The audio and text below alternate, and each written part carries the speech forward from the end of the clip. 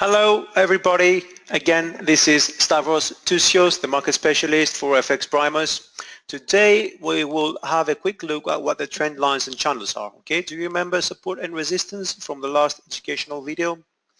Well, when we have a support and resistance, we have to draw, the definition is, right, we have to draw a horizontal line that connects at least 2 points, lower or higher, okay? This is the same principle. All we have to do, okay, is connect 2 or more points using a diagonal line. Okay, so this is a bearish trend line. For example, this is another bearish trend line. Okay, this is another bearish, this is a bullish trend line.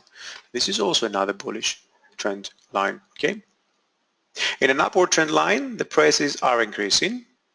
Okay, whereas in a downtrend line, the prices are decreasing. Okay, again, the more connections on the lower or upper part of the price, the stronger the support or resistance. Okay, we'll have 1, 2, 3 connections here.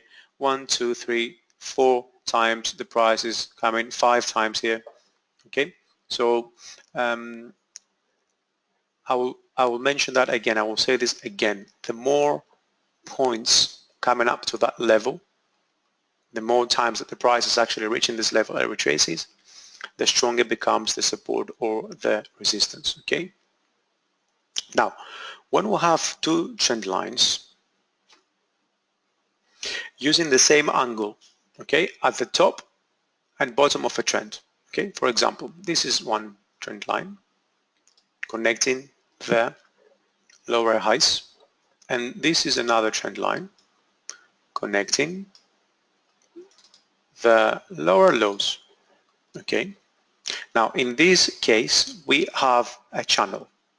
We basically get a channel. This is the same as this. Okay, the same as this. Okay, same principle. So basically, drawing 2 trend lines on the same angle, okay, we basically get a channel.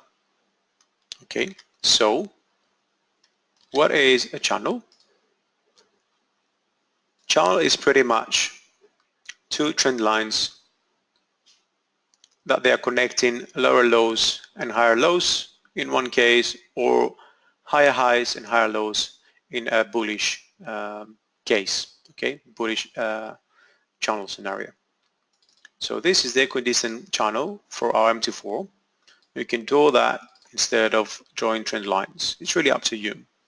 But this is a very useful tool on MT4. Okay. An alternative one, which sometimes can work better for a specific reason, is the standard deviation channel. And why it can work better sometimes is because simply we get also a middle line, okay, with a standard deviation away from one another. Okay, this can be useful because sometimes, for example, in the one we just drew now, it works as a moving average, okay, as a dynamic support in this case, as well as in this case, as well as in this scenario. Then it breaks down, okay, it continues for a little while, goes up to the top and then breaks down again. So it can be useful because it represents a moving average, like in the Bollinger Band, the middle Bollinger Band. Okay. Now channels and trend lines, as you see, are very similar. Okay, as the price can only be close to one side of a channel. Okay, so it acts the same as it would act as a trend line. Trend lines and channels are very, very powerful tools, and they can be used as support and resistance levels, dynamic of course, entry and exit levels. For example, here one could have enter a trade here and close down there. Okay, breakouts also. So in this case scenario, that would be this, okay?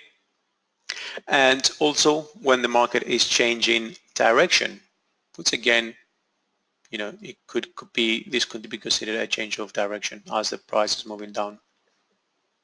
Okay. Don't forget that trend lines are also used within a channel. Okay. For example, here.